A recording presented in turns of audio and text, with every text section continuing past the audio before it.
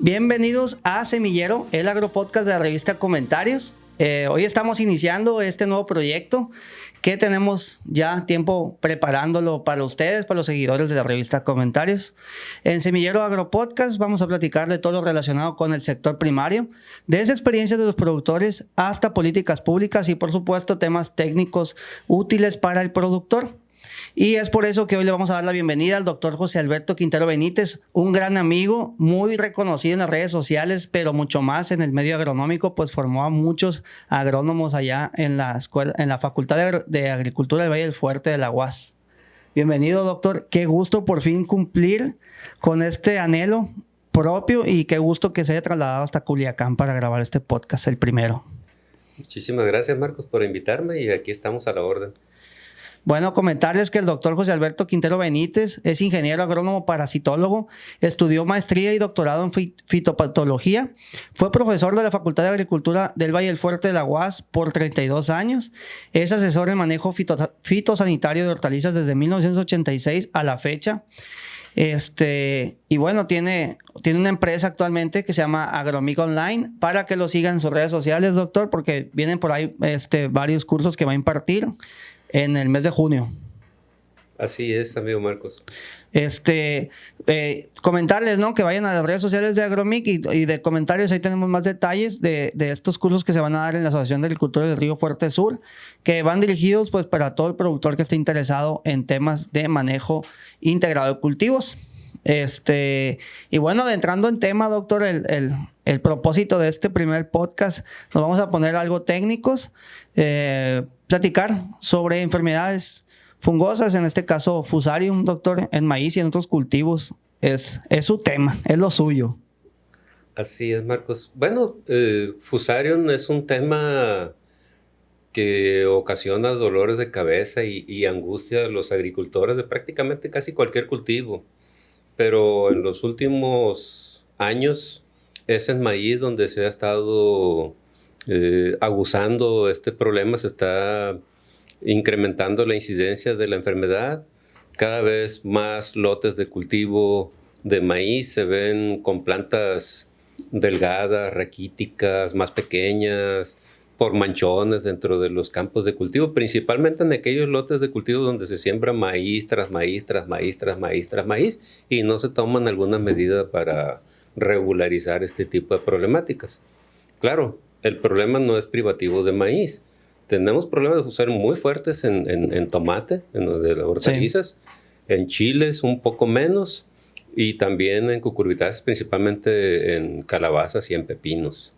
Fusarium es un hongo del suelo que su función en la naturaleza es degradar los cultivos que ya se van muriendo, las plantas que ya se van muriendo. Él las afecta, las degrada y las prepara para que otros hongos y bacterias y otros microorganismos del suelo terminen de descomponer esa materia orgánica.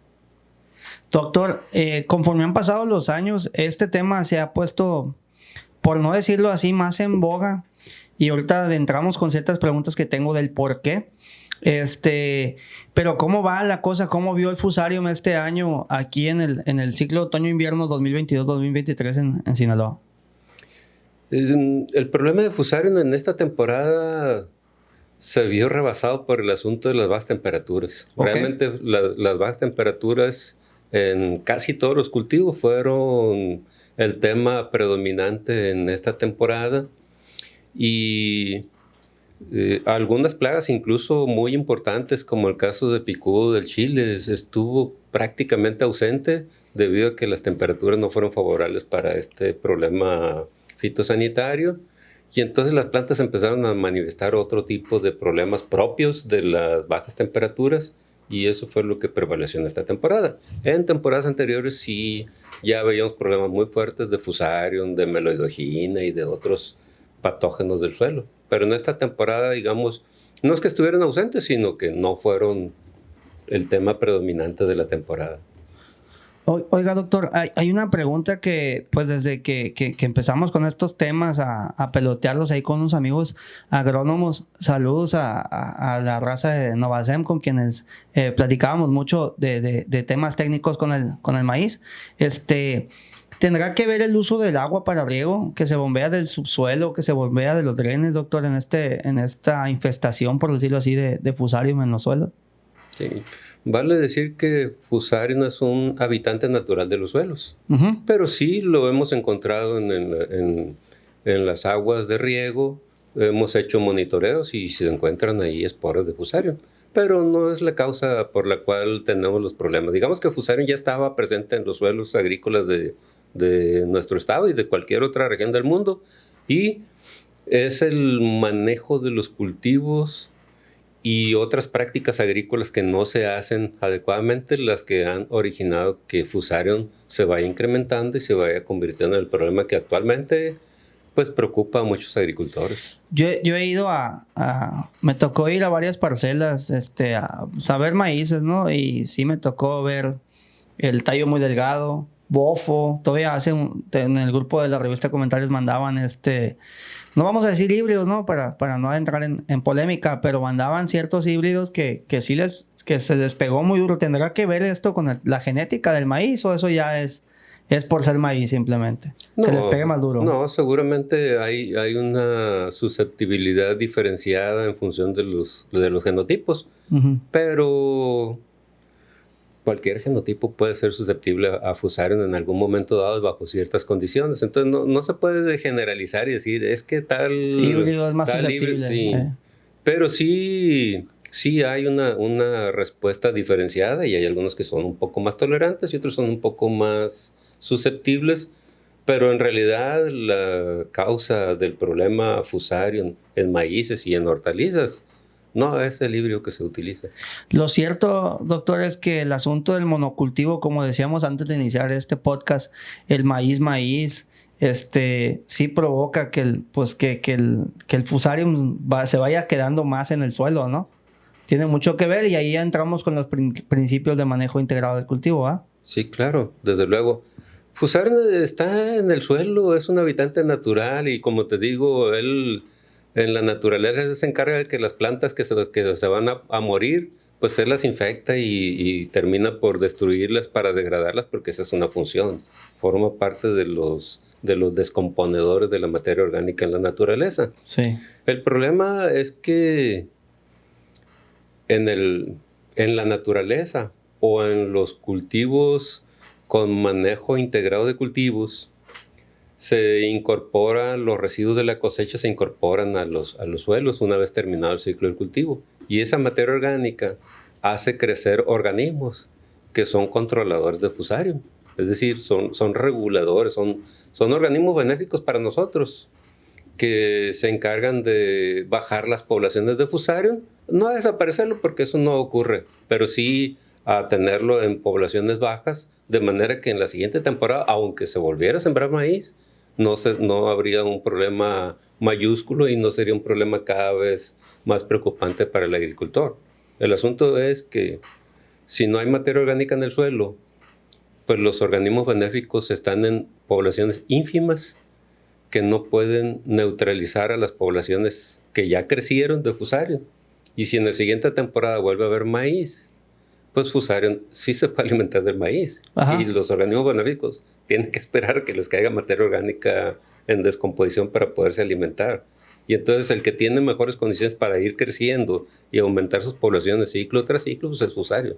Y es por eso que Fusarium y otros patógenos de suelo tienen la misma dinámica. ¿Cuáles son las prácticas, doctor, que sugiere entonces pues para irle dando pues un control, por decirlo así, porque dice usted que está presente, sino un control al asunto del Fusarium? Porque pues sí me ha tocado saber de cultivos que ya mejor los dejan porque ya, y sobre todo en hortalizas que pues no, ya no producen. Sí. Si tú me preguntas cuál sería la medida más recomendable que yo pudiera sugerirte, sería la rotación de cultivos. Ok.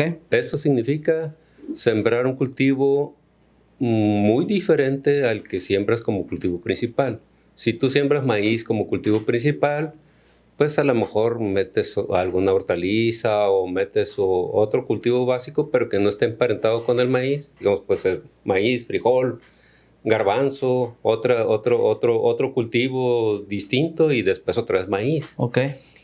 Si siembras tomate o siembras chile, pues si siembras tomate, no siembres chile, porque el chile está emparentado con el tomate y comparten algunos patógenos. Pues siembras tomate y puedes meterle maíz o puedes meterle papa, incluso aunque esté emparentado, no comparte la misma cantidad de patógenos. Entonces, la rotación de cultivos es: siembro un cultivo, al siguiente ciclo siembro otro, al tercer ciclo puedo sembrar otro distinto de los dos primeros, y entonces si al cuarto ciclo vuelvo a sembrar maíz, ya la población de Fusarium volvió otra vez a su nivel original. Esa es la manera más práctica y técnicamente recomendable de hacerlo, solo que tiene un pequeño problema. Sí, dígame. El problema es que el productor de maíz, él siembra maíz y se resiste a cambiar de cultivo. No, y le tienen un pavor a las hortalizas. No, pero aparte... En el sentido financiero. Pero aparte ya tienen compromisos comerciales, ya saben a quién le entreguen, ya saben cuánto van a ganar o cuánto no van a ganar, ya le entienden el cultivo y se resisten a cambiar de cultivo. A veces es por tradición familiar y es una familia que siembra de maiceros y difícilmente lo va a hacer que cambie. Igual que hay... familia de productores de frijol, sí, de toda la vida. o garbanceros y que se resisten. Ok, entonces, siendo la rotación de cultivos una práctica muy adecuada, no es muy práctica de hacer en los hechos, o sea, correspondiendo digamos, a los deseos de los agricultores. Entonces, ok, si no puedes establecer una rotación de cultivos, la siguiente práctica que se debe hacer es siempre incorporar los residuos de cosecha una vez que termine el ciclo de cultivo. Y aquí nos encontramos otra situación. Agricultores que siembran maíz dicen: no, pues levanto mi maíz y en lugar de incorporar los residuos de cosecha, hago pacas y la vendo y saco dinero. Sí, saca dinero. El problema es que en el suelo, esa materia orgánica que debía volver al suelo no volvió. Y entonces los organismos benéficos no tienen alimento. Y al no tener alimento, sus poblaciones no logran neutralizar las de Fusarium, que se incrementaron porque afectó al cultivo. Y ahí están en altas poblaciones. Y entonces en el siguiente ciclo de cultivo, ¿para quién va a haber alimento? Pues si vas a tener otra vez el maíz, pues Fusarium va a volver a afectar a maíz y él a gusto. Siempre va a tener alimento y se va a estar incrementando sus poblaciones y no va a tener enemigos naturales que regularicen sus poblaciones. Y entonces esa situación nos lleva a que si tú no incorporas materia orgánica, tú mismo le estás dando las condiciones a Fusarium para que crezca y se desarrolle a niveles en los cuales actualmente están muchos de los cultivos. Entonces, fíjate, ya tenemos dos recomendaciones que la mayoría de los agricultores no hacen: rotación de cultivos y la incorporación de los residuos de cosecha.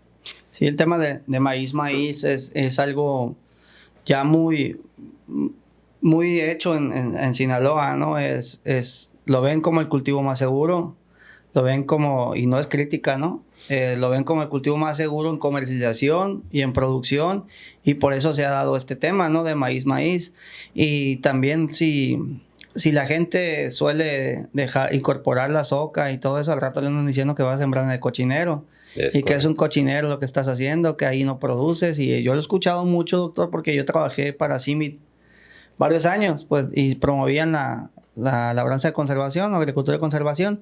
Y ahí se daba, y me tocó escuchar a muchos productores de que dicen que les decían en el campo iba el loco y el cochino y esto y lo otro, pues. Pero finalmente tienen suelos sanos y también normalmente hacían rotación de cultivos también, pues, a no quedarse con el tema de maíz. Y el asunto de que el maíz era el cultivo más seguro en el tema de comercialización, pues aprovechando la coyuntura, ahorita no es el más seguro en la comercialización. Estamos atravesando por una situación muy complicada en cuanto a precios, en cuanto a la ausencia de compradores y en la ampliación de importación de maíces de otros países, que a la fecha pues está metiéndole mucho ruido, ¿no?, a la comercialización de maíz aquí en Sinaloa, en Sonora. Y seguramente, bueno, esperemos que no, pero en otras partes del país sí lo está pasando con trigo, ¿no? Entonces, maíz es un cultivo muy arraigado en Sinaloa, doctor. Sí, definitivamente es una práctica muy común el monocultivo de maíz. Como solo monocultivo, si el agricultor reincorporara los residuos de cosecha y si le incorporara al mismo tiempo, cuando incorpora los residuos de cosecha, le incorporara organismos benéficos como tricoderma, el problema de Fusarium no fuera tan grave, fuera mucho menos impactante en la producción de maíz. Y antes los microorganismos benéficos no eran tan comunes o tan fáciles de conseguir como ahora. Ya prácticamente todas las juntas de sanidad vegetal están reproduciendo insectos, microorganismos benéficos, doctor. Sí, tricoderma, prácticamente casi todas las juntas de sanidad vegetal están reproduciéndolo. Pero te voy a decir una cosa, tricoderma está en el suelo y siempre ha existido en el suelo. Lo que pasa es que si no tiene materia orgánica, es lo que te digo, pues no tiene su alimento principal, pues están ínfimas poblaciones y de manera que cuando tú esperas encontrar gran cantidad de microorganismos benéficos en el suelo, piensas que no están, pero sí están, pero están en poblaciones muy bajas. Entonces, cuando tú cambias las prácticas de manejo de tus suelos, le incorporas materia orgánica, los residuos de la cosecha, poco a poco ese suelo va a ser rico en microorganismos benéficos. Claro, hago hincapié en esto porque tú no sabes qué realmente queda y sobrevive ahí. Pero si tú quieres ayudar a controlar Fusarium y otros patógenos a los cuales controla tricoderma, pues lo más sensato es aplicarle tricoderma a los residuos de cosecha e incorporarles inmediatamente. Y ya vas a tener por lo menos a tricoderma seguro en el suelo. Certeza de lo que aplicaste. Es correcto, así es. Sí, me ha tocado ver que productores de aquí del Valle de Culiacán, no todos trabajan de esa forma, pero que va la trilladora y por atrás creo que va un tractor aplicando, creo que va un arrastre y luego va el tractor aplicando microdermas, es tricodermas. Tricoderma, sí. Y hasta huele, ¿no? Tiene un olor característico el microorganismo. Sí, pues sí, que seguramente es el producto al que tú estás acostumbrado a oler.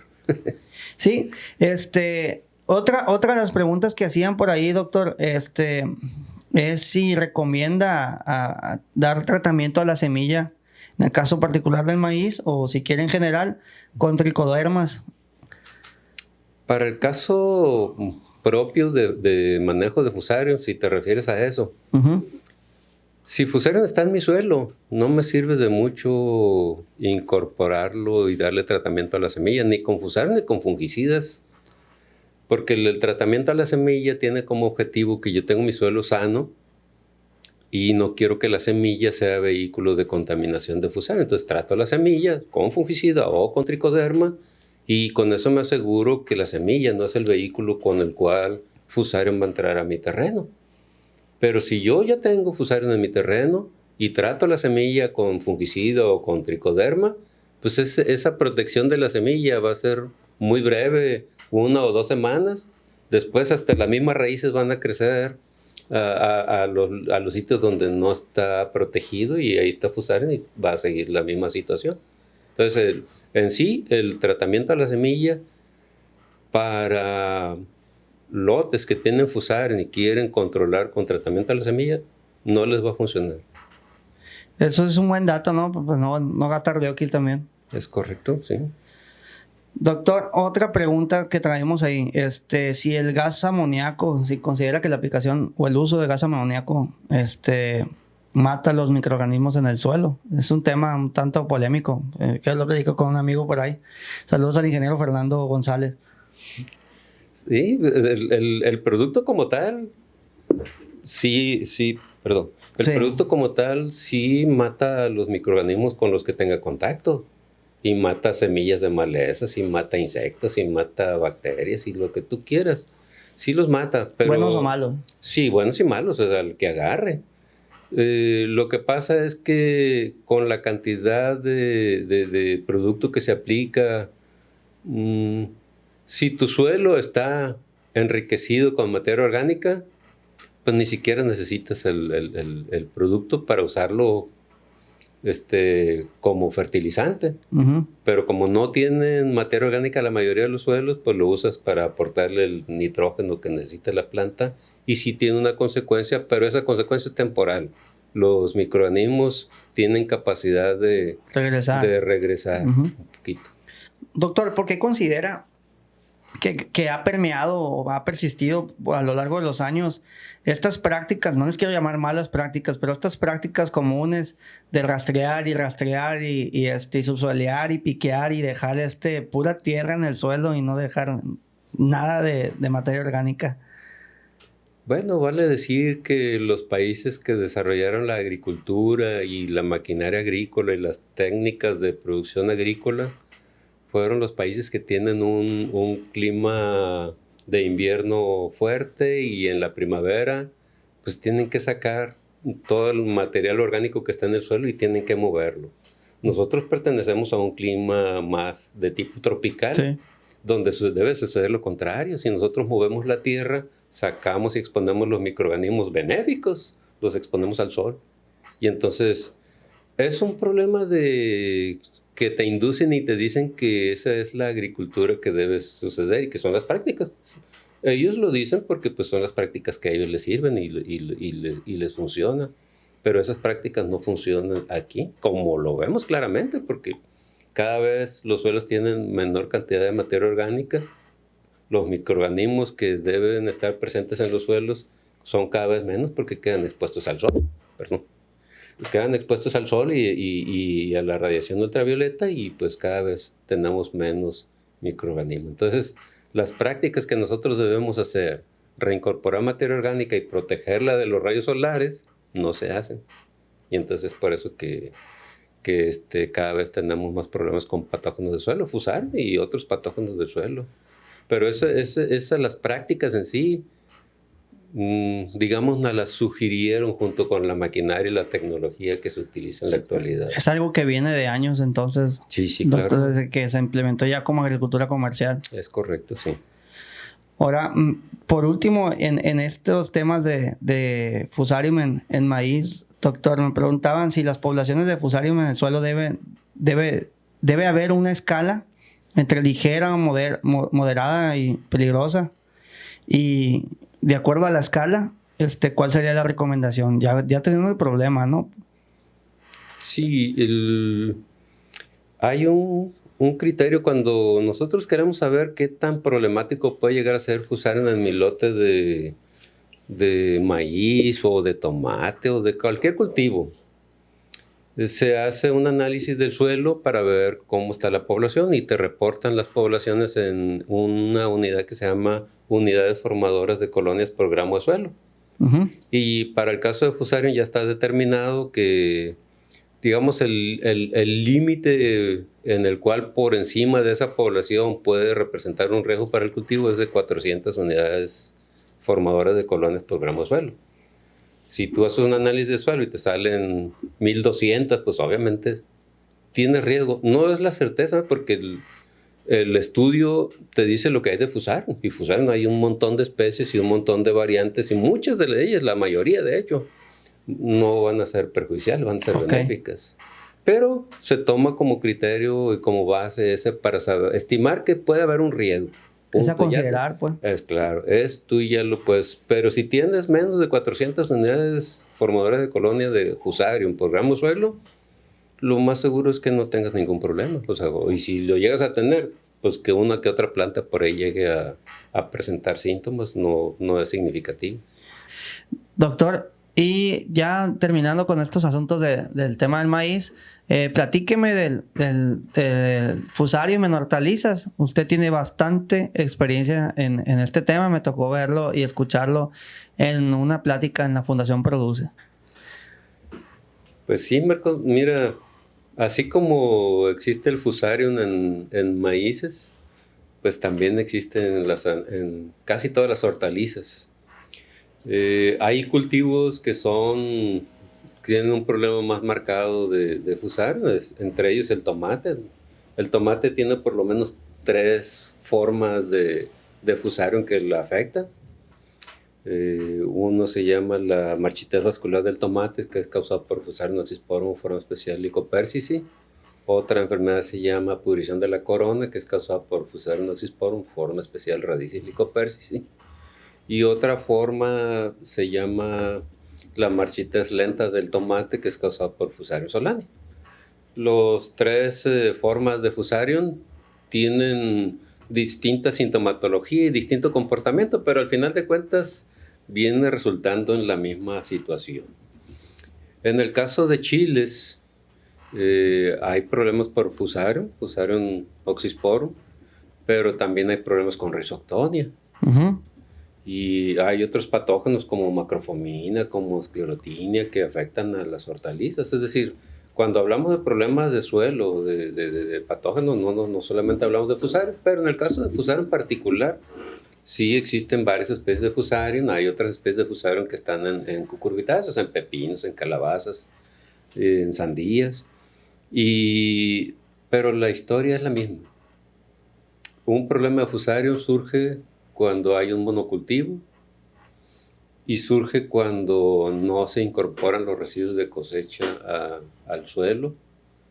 ¿Por qué? Porque entonces no hay microorganismos benéficos que vayan a regular las poblaciones de Fusarium.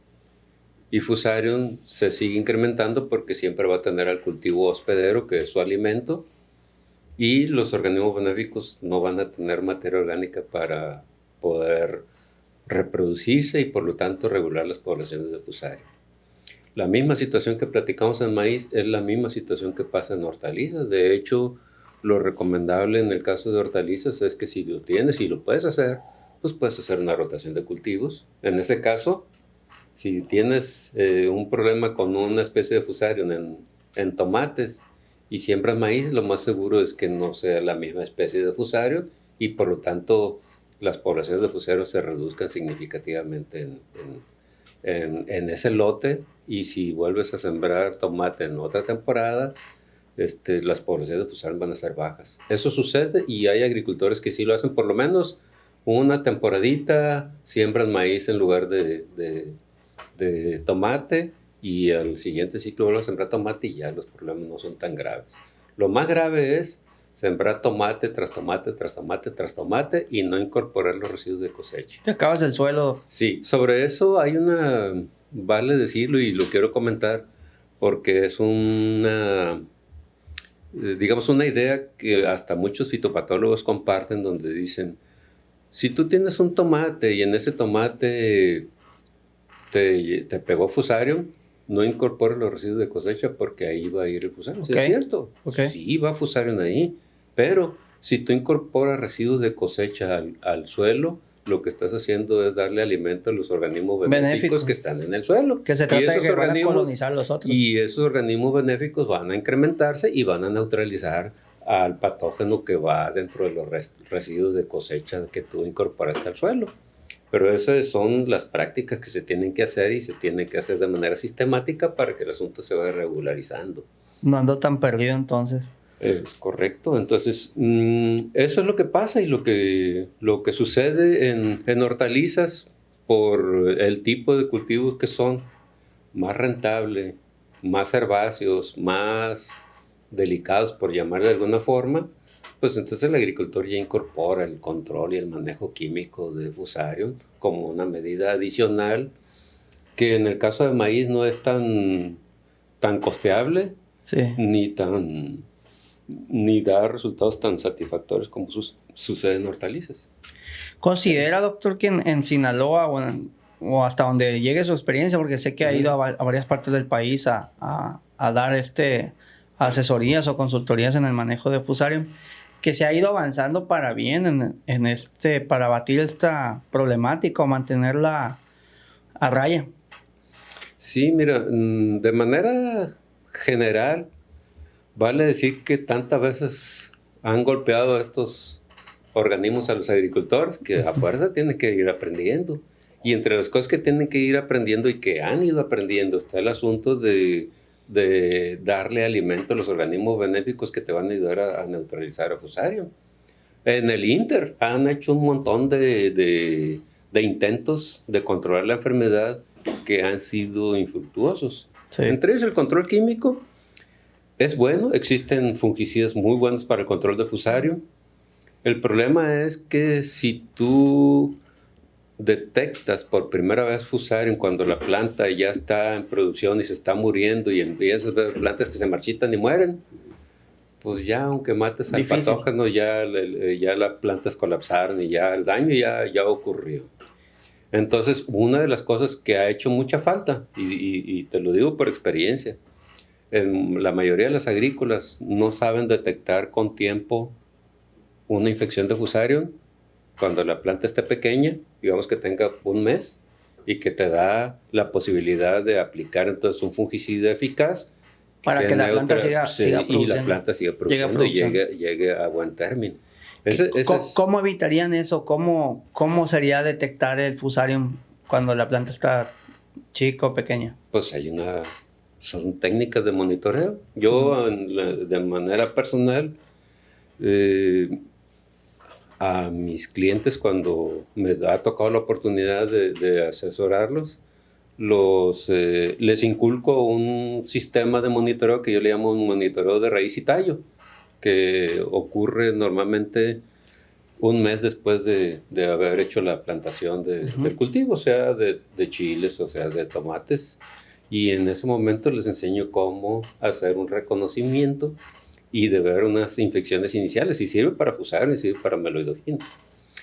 Y vale decirlo, aunque suene a comercial, esas técnicas yo las muestro en los cursos que yo imparto. En los cursos que voy a impartir ahora sobre Fusarium y Meloidogina, voy a hablar sobre esa técnica de monitoreo. Aquí tengo los cursos, ¿no? De una vez, aprovechando. Manejo de enfermedades del maíz es el 14 de junio a las 9 de la mañana. Manejo de enfermedades del frijol es el 15 de junio. Manejo de Fusarium en hortalizas es el 8 de junio. Sí. Y manejo integrado de cultivos el 7 de junio. Así que 7, 8, 14 9. Y 15. ¿También 9, Doc? Sí, también 9. ¿El 9 cuál le toca? Meloidogina. Ah, sí. Meloidogina en hortalizas. Todo esto en la ciudad de Los Mochis, en la Asociación de Agricultores Río Fuerte Sur.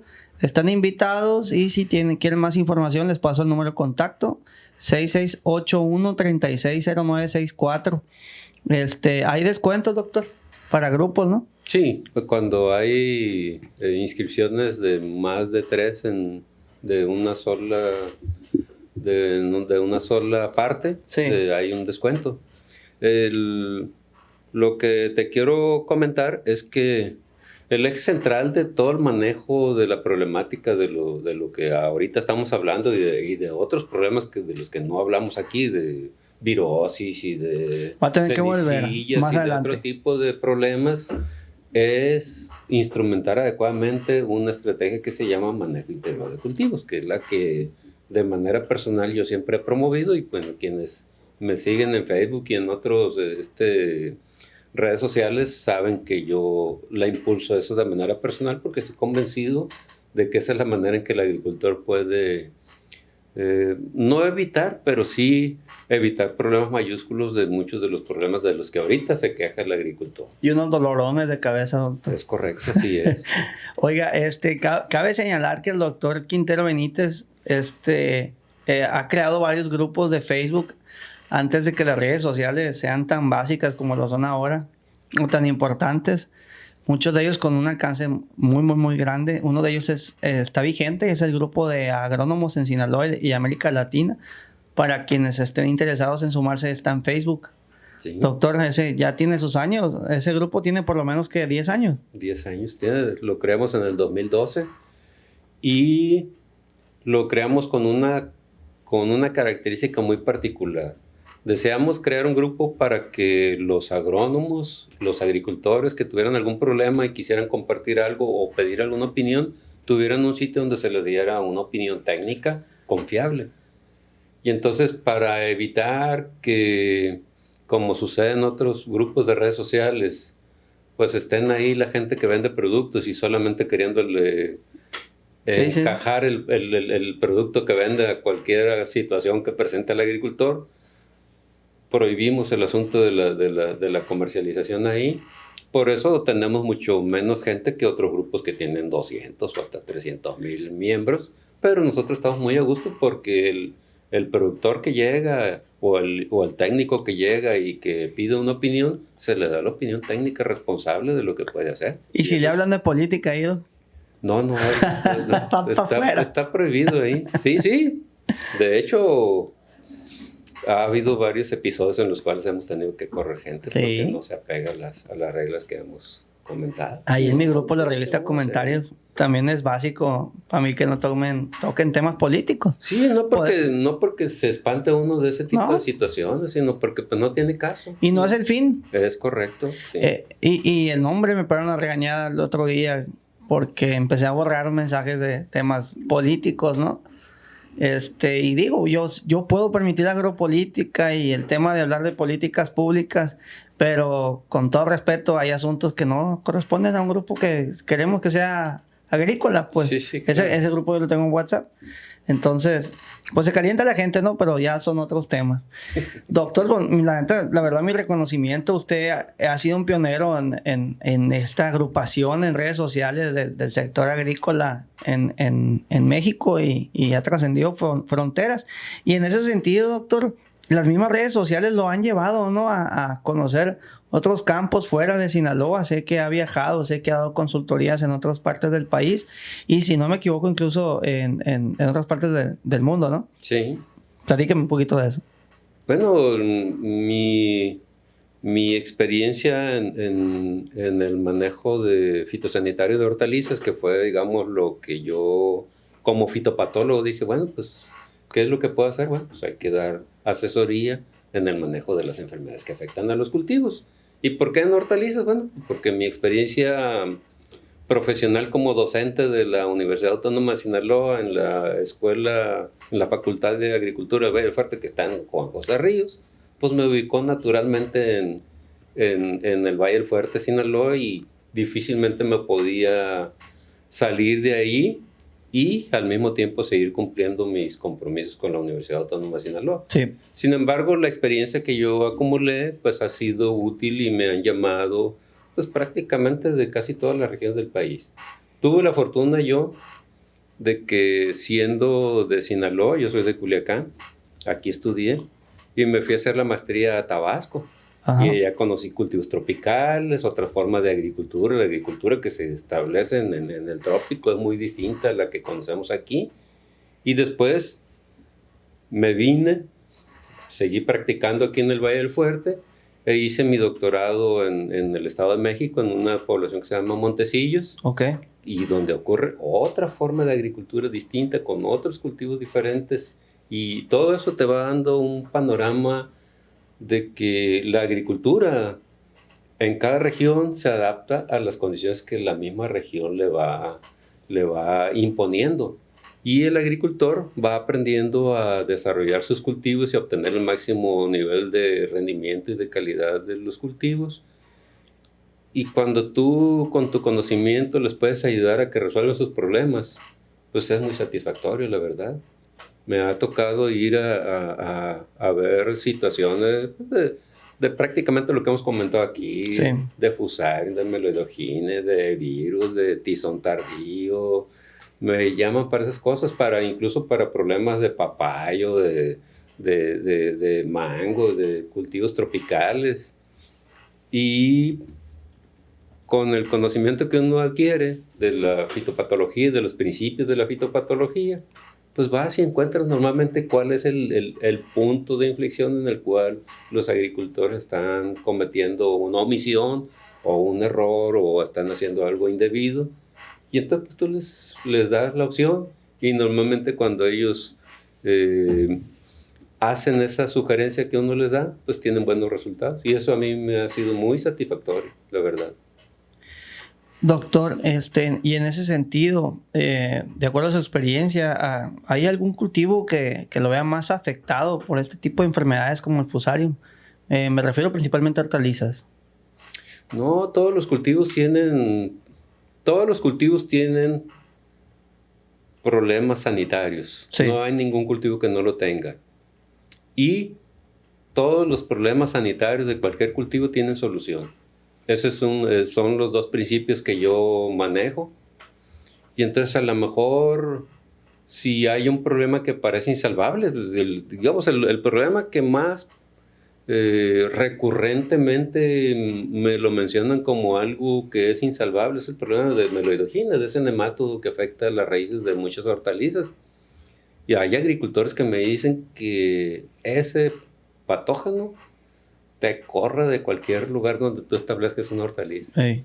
Y yo les digo que no es así, pues que siempre hay manera de darle un manejo adecuado a tu cultivo y al entorno de tu cultivo, que es el esquema que yo manejo, que se llama manejo integrado de cultivos, en los cuales haces ligeros cambios que hace que el patógeno tenga condiciones tan favorables y que hace que los organismos benéficos tengan condiciones favorables y te permitan regularizar las poblaciones de ese patógeno. Y me han tocado experiencias en las cuales el agricultor ha hecho, pues, caso de las recomendaciones y pues me dicen, no, sí, doctor, sí es cierto. O sea, sigue habiendo el problema, pero cada vez es menos. Y entonces yo les digo, si tú te quejas de meloidogine ahorita y casi lloras por el problema, no, créeme, Marco, que yo he visto agricultores llorar por no, sí le creo. Y entonces le digo, ahorita estás llorando, le digo, pero te apuesto lo que quieras, que tu problema de Fusarium no es de hoy. Tu problema de Fusarium tiene por lo menos de 5 a 8 años y primero pues ni notabas porque una que otra plantita que se te moría y no le dabas importancia. Claro. Ahora sí le das importancia porque ya hiciste todo lo que supuestamente tú ibas a hacer y no puedes controlar el problema. Y sí, creo que tienes la razón en tu mente de que el problema es incontrolable. Pero yo sé que hay maneras de hacerlo y ya le empiezo a sugerir las medidas que tiene que hacer. Claro, le digo, no esperes que un problema que tardó 8 años en incubarse y en desarrollarse, lo vas a arreglar con una medida que apliques una práctica, en una temporada. Y en un solo ciclo agrícola. ¿Sí? Te va a llevar de 3 a 5 ciclos volver a regresar a donde estaba, pero lo vas a hacer. Es como ponerse a dieta, ¿no? Creen que ya en la primera semana ya uno ya... Correcto. Oye, tienes 6 meses comiendo pan y cenando pesado todas las noches y quieres bajar en un mes. Pero, subiste. Eso que comentamos ahorita, Marcos, son 2 principios que no debe olvidar ningún agricultor. Primero, cualquier cultivo tiene problemas. Claro. Si tú piensas que los cultivos de arándano, de frambuesa, de zarzamora, que ahorita están en boga, que vienen aquí, no van a tener problemas, estás totalmente equivocado. Ya empiezan a tener problemas ahí con algunos trips muy bien muy bravos. fuertes. Sí, ya me tocó entonces, verlo en arándano. Pues entonces, ahí está. Pero así como te digo, de que ese problema está, yo te apuesto que ese problema tiene solución.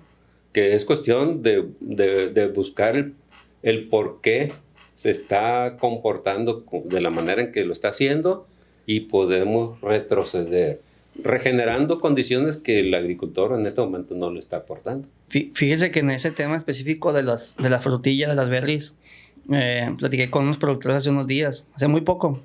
Echaron 1 hectárea. Ellos siembran chiles y maíces y ejote y todo esto, ¿no? Pero echaron 1 hectárea de arándano y de zarzamora. Primer ciclo los corrió los trips. Sí. No pudieron. Sí. Y eso sumado a que la cantidad de gente que necesitas para llevar el cultivo. Entonces, teniendo un programa de ir creciendo 1 a 2 hectáreas por año, mejor lo dejaron. ¿Para qué nos enredamos? Luego van a ser 5 y esto va a persistir, pues. Y hace también poco me tocó ir a un cultivo de arándano, donde el productor ya no sabía qué hacer con los trips. Ya no sabía qué hacer, pero ya la inversión ya la tenía, pues. ¿Qué canijo tomar esa decisión? O te abres o buscas otra forma de controlar ese problema. Entonces, ahí está un comercial. Sí tiene solución, doctor. No, claro que sí. El asunto está en que, por supuesto, que si tú estás esperando que le diste un manejo inadecuado a tu cultivo y tú le creaste condiciones para que ese trip sea un problema aparentemente insalvable y quieres que aparezca un producto mágico que llegue y lo apliques y hasta mal aplicado y todo lo que tú quieras y ya desaparece, pero obviamente que no es así. Hay que reandar el camino, hay que revisar lo que se hace y qué requiere tu cultivo para que tu cultivo por sí solo sea fuerte. Un principio eje central del manejo integrado de cultivos es la planta sana. Ok. Y la planta sana por sí sola tiene mecanismos de defensa contra los parásitos que tiene. Claro que los tiene, porque si no los hubiera tenido... Pues. Claro. Es un ser vivo. Es que los organismos que ahorita nosotros consideramos como plagas y como patógenos tiene millones de años de desarrollo. Sobreviviendo. Y las plantas que ahorita cultivamos estaban en la naturaleza, y en la naturaleza no les pasaba lo que les pasa ahorita. Eso quiere decir que algo no muy favorable estamos haciendo con los cultivos. Pero si logramos encontrar una manera, claro, no estoy diciendo, bueno, pues entonces regresan a la naturaleza las plantas. No, se puede hacer y está perfectamente claro que se puede establecer un cultivo de manera adecuada, pero dándole las condiciones lo más aproximadas a las condiciones que tienen en la naturaleza. Yo le llamo equilibrio nutricional y equilibrio fisiológico. Cuando eso tenemos, ya lo demás que vamos a hacer, el control biológico, el control cultural, todo lo demás, el monitoreo, la detección oportuna de los problemas, el uso de productos bioracionales, es complementario a lo que nosotros estamos comentando ahorita. ¿Te viene saliendo el número más barato, doctor, a aplicar el MIC? Claro que sí. Que ya medidas correctivas en lugar de preventivas, ¿no? Sí, es correcto, claro que sí. Bueno, yo creo que eso los productores ya lo deben de saber, pero ya en la práctica de repente se les barre, ¿no? Como dice usted, van omitiendo el problema hasta que ya se convierte en un daño de importancia económica. Sí, te comento como experiencia que en el 2019, cuando creamos la empresa de Agromic Online, hicimos una encuesta a nivel nacional con agricultores y con agrónomos y técnicos de campo, y les preguntamos si estaban de acuerdo con el manejo, quiénes estaban de acuerdo con el manejo convencional y quiénes estaban de acuerdo con el manejo integrado. El 96% de los agricultores y agrónomos entrevistados dijeron estar de acuerdo más con el manejo integrado que con el manejo convencional. Bueno, pero a la hora de la hora, yo voy a una agrícola y me dicen que ellos siguen el manejo integrado, y lo que veo ahí es todo lo que tú quieras, menos manejo integrado. A su manera. Sí, sí, o sea, hacen lo mismo de siempre. Creen que solo por el hecho de que no aplico tantos pesticidas sintéticos ya se van a componer. No.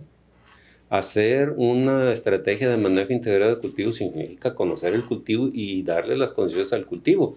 Y entre esas condiciones están las condiciones del suelo. Y el suelo te va a pedir materia orgánica, te va a pedir microorganismos y te va a pedir algo que el agricultor descuida de manera sistemática, es los minerales que necesita tu cultivo para desarrollarse adecuadamente. Tenemos los suelos totalmente desmineralizados. Pues el agricultor te puede decir, no, es que yo todo el tiempo le echo, sí, pues le echas el nitrógeno, el fósforo, el potasio que requiere. En algunos casos, pues calcio, magnesio, en algunos casos hasta silicio, tal vez. Pero hay otra serie de elementos que necesita la planta y que los micros. Sí, varios de los micros todavía, digamos, no en la mente de todo el agricultor de que se lo necesita. Doctor, nos comentaba sobre el tema de los micros que muchos productores conocen, pero a la vez no los utilizan, no los aprovechan, no los aplican. Sí, el asunto de los nutrientes en general que se requieren para el buen desarrollo de los cultivos es un tema bastante desatendido por los productores, ya que atienden solamente los nutrientes principales, nitrógeno, fósforo, potasio. Sí. En algunos casos, pues se animan a trabajar magnesio, calcio, azufre, pero los micros suelen ser muy desatendidos. Los micros reconocidos como tal y muchos de los micros que solo recientemente se han encontrado que son esenciales. Hablamos de cobalto, níquel, selenio y otros elementos que son igualmente importantes y que el agricultor normalmente desatiende. Entonces, el manejo integrado de cultivos implica atender todas las cosas que son importantes para que el cultivo esté equilibrado nutricional y fisiológicamente hablando. Entonces habla de remineralizar los suelos como una práctica cotidiana para que el suelo no le falte lo que necesita la planta para a su vez esta planta estar fuerte y defenderse parcialmente del ataque de los problemas fitosanitarios. Ok, doctor. Ya estamos llegando a la fase final de este primer episodio de de Semillero Agropodcast, de la revista Comentarios. No sé, doctor, si tenga algún comentario extra sobre estos asuntos del manejo integral de cultivos. Sí, Marco, mira, es importante que el agricultor entienda que tenga el cultivo que tenga, siempre va a tener algún problema fitosanitario, alguna plaga, alguna enfermedad que le va a ocasionar algún problema mínimo o máximo dependiendo de cómo se maneje, pero que es importante que aprenda a darle manejo al cultivo en todos los elementos que necesita. Si un agricultor quiere aprender eso, pues necesita aprender sobre manejo integral de cultivos. Hay que capacitarse, Y entonces, doctor. sí, la capacitación es importante para el agricultor o para los técnicos que el agricultor tiene a cargo de sus cultivos para que puedan aprender todos los elementos que son importantes de tomar en cuenta para que el cultivo se desarrolle adecuadamente, pero al mismo tiempo los sistemas de monitoreo para detectar con oportunidad los problemas, que no los detectemos demasiado tarde cuando ya las acciones que tomemos van a ser tardías, sino tomar acciones oportunas. Todo eso se puede conseguir y la estrategia más adecuada para darle manejo fitosanitario a los cultivos de manera sostenible es el manejo integrado de cultivos. Y entonces pues hay cursos para eso, no solamente los que nosotros ofrecemos en este momento, sino pues donde ellos consideren que puedan aprender a cómo darle manejo a sus cultivos, eso estará bien. Bueno, pero de igual si quieren ir con Agromic Online, ahí está el comercial, ¿no? Bueno, ahí están los mejores cursos para el Claro que manejo sí. integral de cultivos.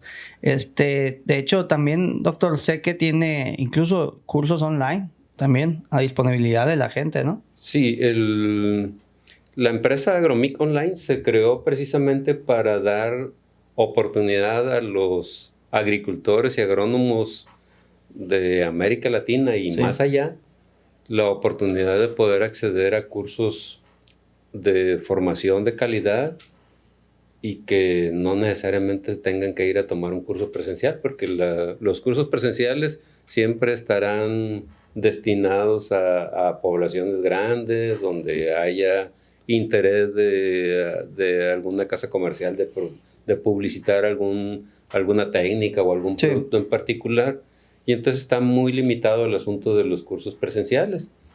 Este mismo curso que nosotros hemos comentado que vamos a impartir en la ciudad de Los Mochis, pues está limitado para la gente que no vive en Mochis o para gente que vive más allá de una distancia prudente para trasladarse a tomar un curso de esta naturaleza. Solo que los cursos en línea también tienen su chiste y hay Claro. que irlos afinando con otro tipo de tecnología distinta y estamos trabajando en ellos, la verdad. Los cursos que ya tenemos en línea los metimos así al bravazo como cursos porque se nos parecía muy bonito que habíamos impartido unos cursos presenciales y que ya con eso le íbamos a hacer, pero nos hemos dado cuenta que no, que hay que darle una afinación a estos cursos y orientarlos de manera muy pensada para que realmente quien toma esos cursos reciba la mejor orientación posible vía pues el online que pues tiene sus limitantes. No tienes presente al expositor, pero por lo menos que reciba quien tome estos cursos los elementos necesarios para poder hacer algo y aplicar algo de lo que nosotros estamos promoviendo. Correcto, doctor. Pues muchas gracias. Ya como última pregunta y que quiero hacer a cada invitado que venga aquí a Semillero Agropodcast. ¿Qué es para usted la agricultura y qué futuro tiene según su experiencia? La agricultura, para empezar, es la única, como actividad comercial, pues es una actividad que el agricultor tiene para producir los cultivos y obtener un beneficio económico de ellos, pero la importancia de la agricultura va mucho más allá. Para mí la agricultura es el sostén de la sociedad porque produce los alimentos que necesitamos todos. Y obviamente hay muchas cosas que trabajar todavía. Hay cosas que el gobierno puede hacer y que por ahí tienen un poquito pendiente de hacer para que el agricultor pueda comercializar sus productos de la mejor manera posible. Por supuesto, tampoco es deseable que el gobierno le quiera resolver la vida al agricultor. Claro que El no. agricultor tendrá que hacer su función, tendrá que ser eficiente en el manejo de los recursos, eficiente en la comercialización, pero de todas maneras, para mí la agricultura es una de las actividades más nobles y más importantes que tiene la humanidad. Y es algo que no debemos de dejar de lado, no debemos desatender. Perfecto, doctor. Pues muchísimas gracias por sus palabras tan sinceras.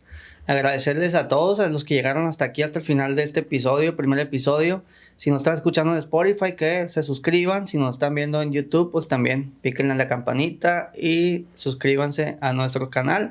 Ayúdenos a crecer esta comunidad del sector agrícola, no solamente de Sinaloa, sino de todo México. Y después le vamos a ir como en el grupo del doctor de América Latina, si Dios quiere. Invitarlos a que lo sigan en redes sociales, a Agromic Online, a que se unan si les interesa y van a acatar las reglas, si no, no, al grupo de agrónomos en Sinaloa y en América Latina, y a un servidor quien esté interesado en contactarme. Mi teléfono WhatsApp, solo WhatsApp, 6674-291919. Gracias nuevamente por llegar hasta aquí. Comenten, comparten, pregunten, que con tiempo y habiendo chance les contestamos. Muchas gracias, doctor, por este primer episodio. Gracias a ti, Marcos, y gracias a todo tu auditorio y seguidores. Ahí estamos. Gracias.